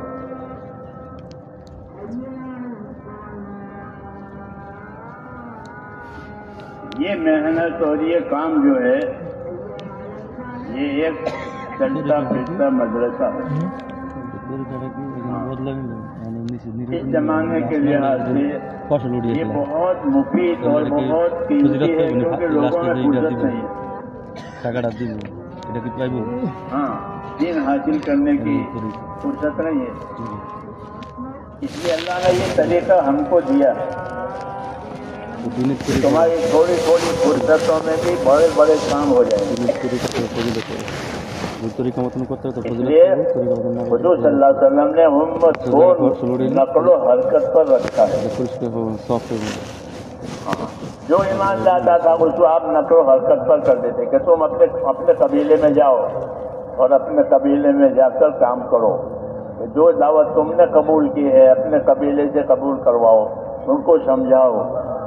एक आदमी होता था तो एक आदमी जाता था, बाद दफा वो कबीले वाले उसको परेशान करते थे कि कोई बात कहाँ से लाया, लेकिन वो सब्र करके रह जाता था और अपना काम पूरा करता था, और उसी काम की वजह से कबीले को हिदायत हो जाती थी एक आदमी। क्योंकि ये तो असल काम है, असल काम है कि दुनिया की जिंदगी में दीन बनाना, ये तो असल काम है कि अल्लाह ने दुनिया की जिंदगी हम सबको दीन बनाने के लिए दी। तमाम असबाब उसकी मदद के लिए दिए।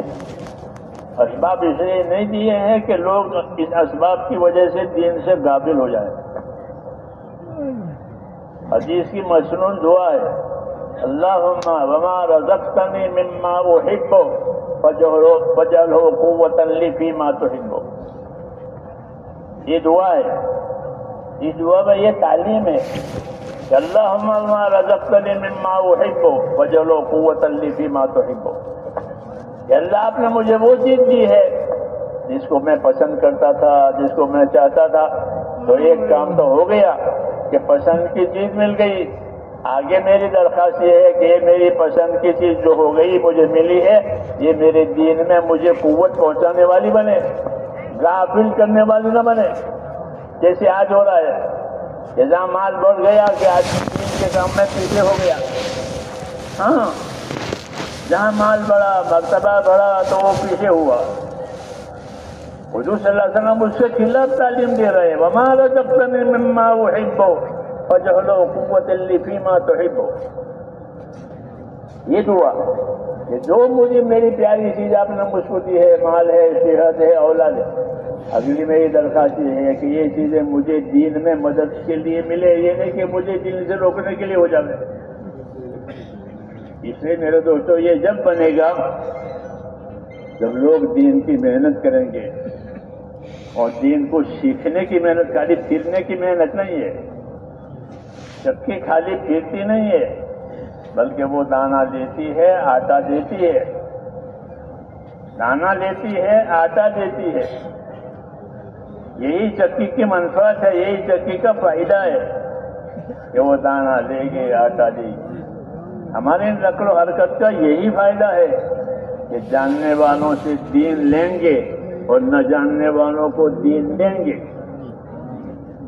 हाँ, ये जो मुज़ाकरे होते हैं वो दीन देना होता है आप हजरात को, कि हजरात आते हैं, आपके सामने बातें होती हैं, ये वो दीन दे रहे हैं।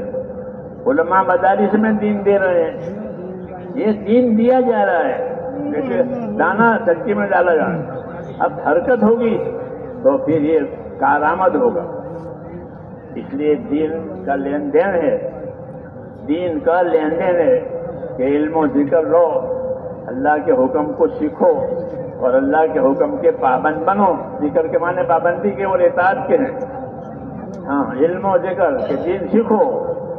हाँ, नक्ल हरकत के जरिए से दीन सीखो और फिर उसके पाबंद बनो।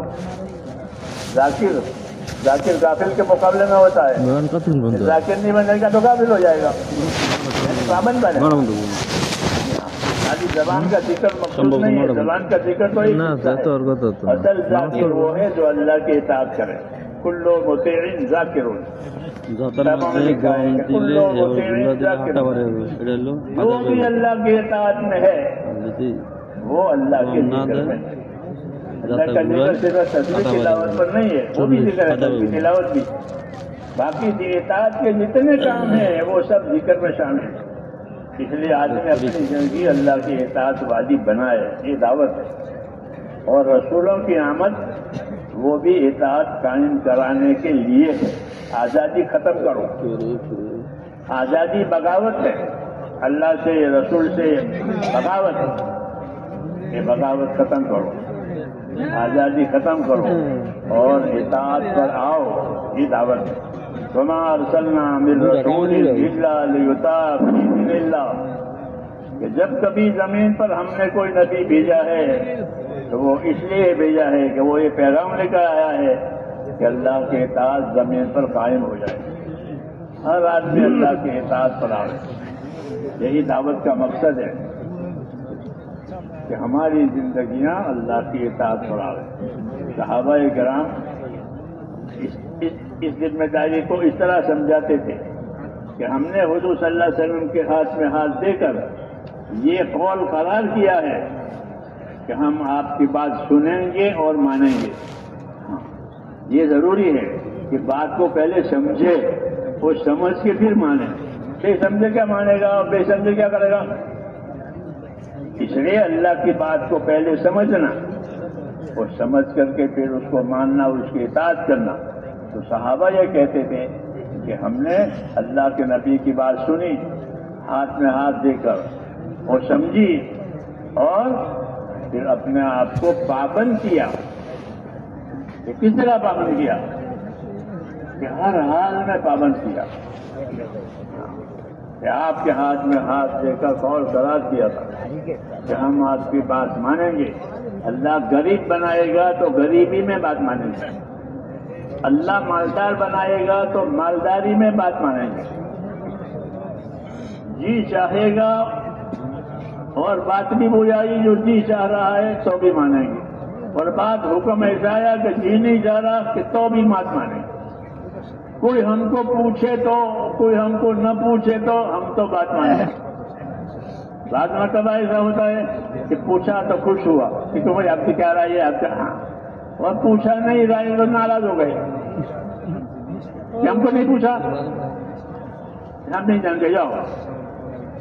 یہ بات صحیح نہیں ہے.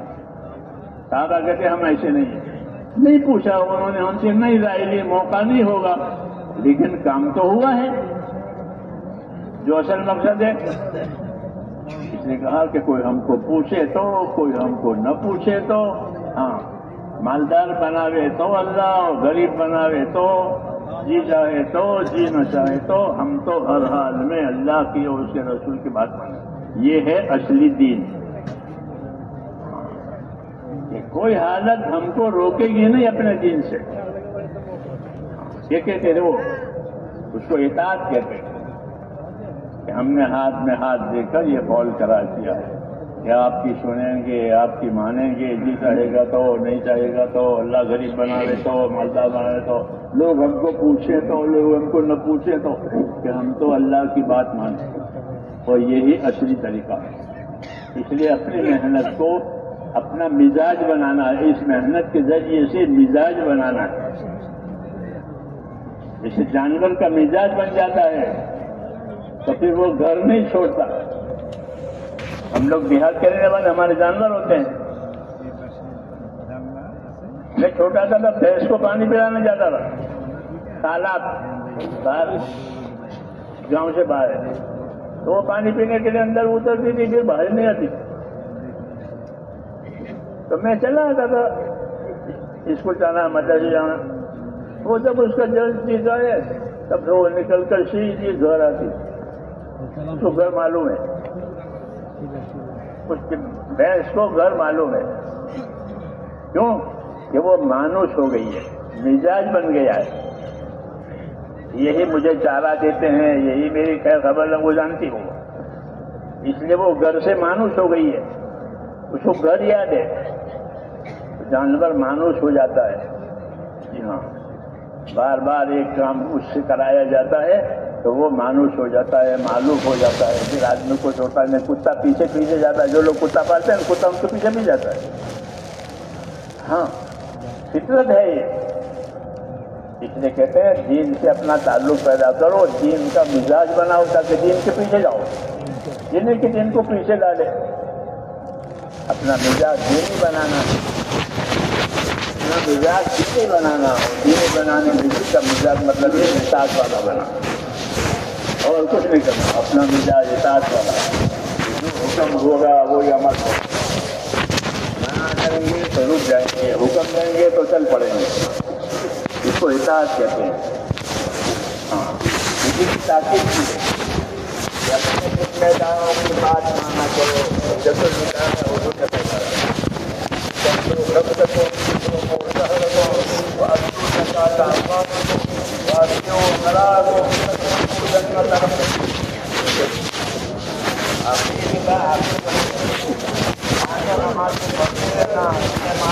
آپ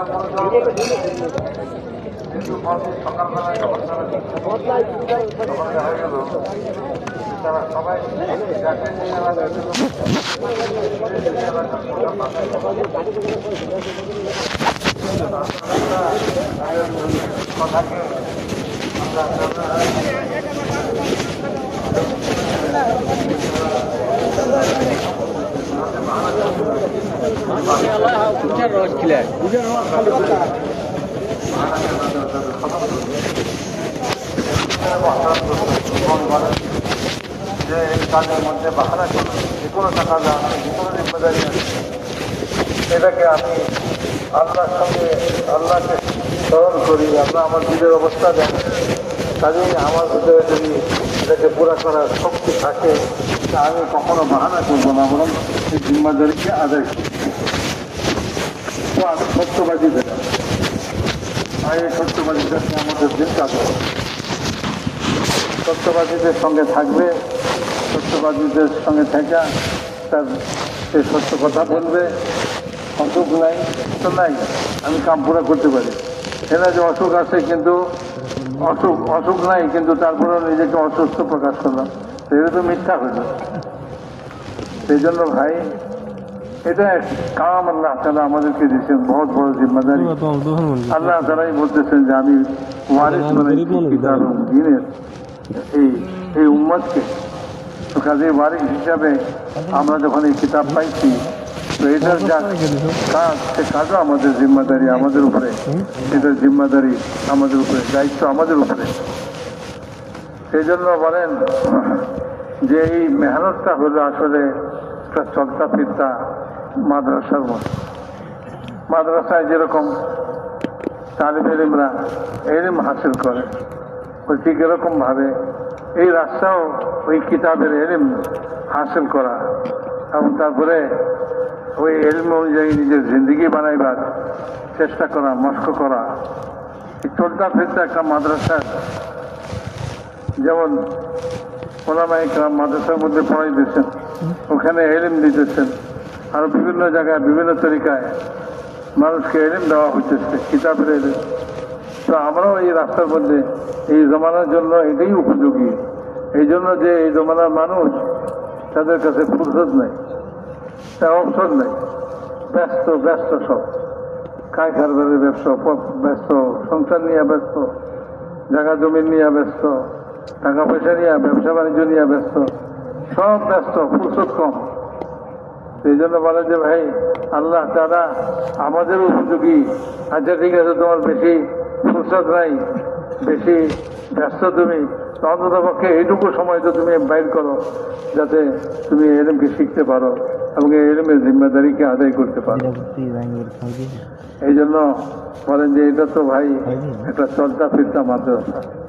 সাহাবা রাদিয়াল্লাহু তাআলা আজমাইন হুজুর আকরাম সাল্লাল্লাহু আলাইহি ওয়াসাল্লাম তাদেরকে সবসময় নকল হরকতের মধ্যে রাখতেন, মানে এক জায়গায় বসে থাকা না, যাও হরকত করো।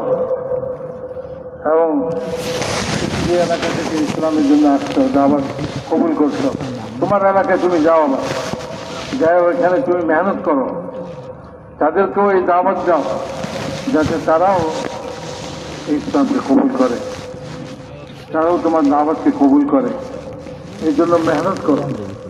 তো সাহাবায়ে কেরামদেরকে এরকম ভাবে এক এক এলাকায়, যে এলাকা থেকে সে একজন আসছে বাকি সবাইকে দাওয়াত দেওয়ার জন্য এলাকায় পাঠাইছে। এমনিভাবে সাহাবায়ে কেরামের জামাত পাঠাইছেন বিভিন্ন এলাকায়, বিভিন্ন জায়গায়, তাদেরকে শিখাইবার জন্য, তাদেরকে দাওয়াত দিবার জন্য। তো সাহাবা রাদিয়াল্লাহু তাআলা আজমাইন রাসূল পাক সাল্লাল্লাহু আলাইহি ওয়াসাল্লামের হাতে হাত দিয়া তারা অঙ্গীকারবদ্ধ হইতেন, বায়াত হইতেন। কিশোর উপরে বায়াত হইতেন, এটার উপরে বায়াত হইতেন যে আমরা শুনবো, বুঝবো এবং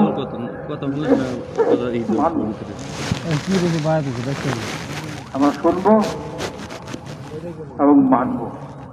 মানার জন্য তারা বায়াত হইতেন রাসূল পাক সাল্লাল্লাহু আলাইহি ওয়াসাল্লাম। বায়াত একটা অঙ্গীকার, মানে এই অঙ্গীকার করতেন তারা। এবং তারপরে তাদের জিন্দিগি ইতাআতের জিন্দিগি। রসুলকে আল্লাহ তাআলা দুনিয়াতে পাঠাইছেন এই জন্য, ওমা আরসালনা মির রাসূলিন ইল্লা লিইউতা বিইذনিল্লাহ, যে রসুলের ইতাআত করা হবে আল্লাহ তাআলার তো ইতাআতের জন্যই তো রসুলদেরকে দুনিয়াতে পাঠিয়েছে। ইতাআত না থাকলে কিছুই থাকবে। আমাদের জিন্দগি তো ইতাআত আসতে হবে, আল্লাহ আল্লাহ রসুলের ইতাআত, মানে আল্লাহ আল্লাহ রসুলকে মানতে শিখে সব বিষয়ে আল্লাহ আল্লাহ রসুলকে মেনে আমি চলব।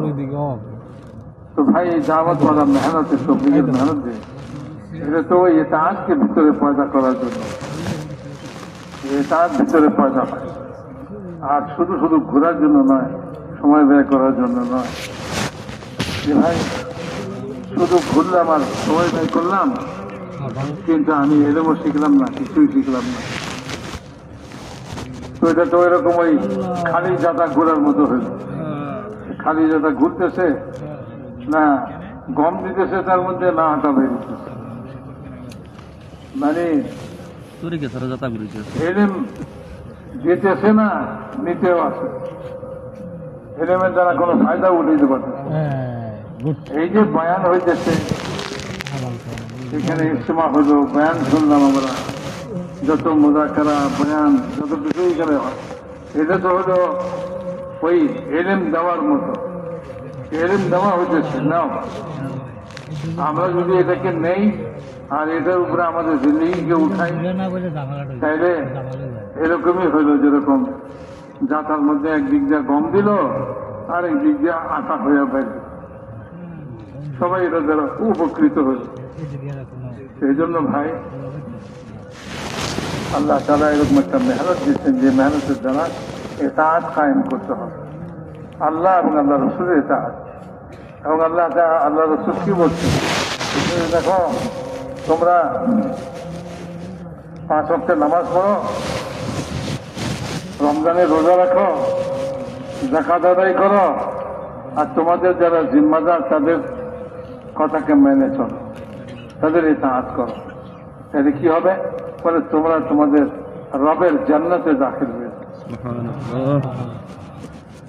সেই জন্য ভাই এই মেহনত শুধু শুধু ঘোরার জন্য নয়, বরং এই মেহনতের দ্বারা আমাকে যে আল্লাহ তাআলা জিম্মাদার বানাইছেন যে কিতাবের, সেই কিতাবের ইলম আমার মধ্যে আসে। আর এই ইলম আসার দ্বারা আমার ভিতরে ইতাআত পয়দা হয়ে যায়, ইতাআতের উপরে আমার জিন্দগি আসে। স্বাধীনতা নাই, মানুষ স্বাধীন নয় যে সে স্বাধীনভাবে যা ইচ্ছা তা করবে, তাকে আল্লাহ তাআলা মাল দিছে, তাকে আল্লাহ তাআলা সম্পদ দিয়েছেন আল্লাহ তাআলা। তো সে মনে করে আমার এই সম্পদের মধ্যে, মালের মধ্যে আমি স্বাধীন, আমি যা ইচ্ছা তা করি। তাকে আল্লাহ তাআলা জিন্দেগি দিয়েছেন, আর সে মনে করে যে আমি আমার এই জিন্দেগিতে স্বাধীন, যা ইচ্ছা তা করবো। বলেন না, আল্লাহ তাআলা স্বাধীনতা দেন না। আল্লাহ তাআলা বলছেন, দেখো এই রসুল পাঠাইলাম, এই রসুলের অনুসরণ করো, যেরকম বলে সেরকম ভাবে চলো, তুমি স্বাধীনভাবে চলো না। যেখানে মাল খরচ করতে বলে সেখানে মাল খরচ করো, যেইভাবে কামাইতে বলে সেইভাবে কামাই করো, রোজগার করো। আর যেখানে খরচ করতে বলে সেখানে খরচ করো। নিজের ইচ্ছা মতো স্বাধীনভাবে যা ইচ্ছা তা করলাম তা নয়। মানুষ দুনিয়াতে স্বাধীন নয়, মানুষ দুনিয়াতে আল্লাহ তাআলার হুকুমের তাবেদার। আল্লাহ রসুলের তরিকা বাতাই দিচ্ছেন, আল্লাহর হুকুমকে কিভাবে পুরা করতে হবে। তো জিন্দিগি তাবেদারি জিন্দিগি হবে, ইতাআতের জিন্দিগি হবে, আল্লাহ তাআলার হুকুমওয়ালা জিন্দিগি হবে, স্বাধীন জিন্দিগি নয়। তো মেরে মহতরম দোস্ত, নিজের জিন্দিগিকে ইতাআতের উপর উঠাইবার জন্য আমাদের যারা জিম্মাদার থাকে তাদেরকে ইতাআত, তাদের কথা মানব। অনেক সময় এরকম হয় যে ভাই জিজ্ঞাসা করেন সাহাবা রাদিয়াল্লাহু তাআলা আজমাইন যে হুজুরের হাতে বায়াত হতেন, অঙ্গীকার করতেন, সেটা এটা ছিল শুনবো মানবো, যে কোনো অবস্থায় হোক, সুবিধার হোক অসুবিধার হোক, মনে চাক চাই না চাক, আমাকে কেউ জিজ্ঞাসা করুক অথবা আমাকে জিজ্ঞাসা না করুক, সেই জন্য আমাদের মধ্যে ওই জিনিস থাকতে হবে, এটা আমাদের এই অবস্থা আসতে হবে। আমরা শুনবো মানবো, আমাদেরকে সুবিধা হোক চাই অসুবিধা হোক, মনে চাক বা না চাক। আর আমাদের জিজ্ঞাসা করুক আর না করুক, অনেক সময় এরকম হয় ওই মশারের মধ্যে কারোর কাছ থেকে জিজ্ঞাসা করেনি, সে গোসা হয়ে গেল, আমাদের জিজ্ঞেস করলো না, আমি জানি না, এটা নয়। আমাদের জিজ্ঞাসা করুক বা আমাকে জিজ্ঞাসা না করুক, আমার রায় নেই না নেই, সর্বাবস্থায় আমি এটা আতের সঙ্গে চলব, মুরব্বীদেরকে মেনে চলব, বড়দেরকে মেনে চলব। সেই জন্য এইগুলি শিখবার জন্যই হলো कि अल्लाह रास्ता दें है।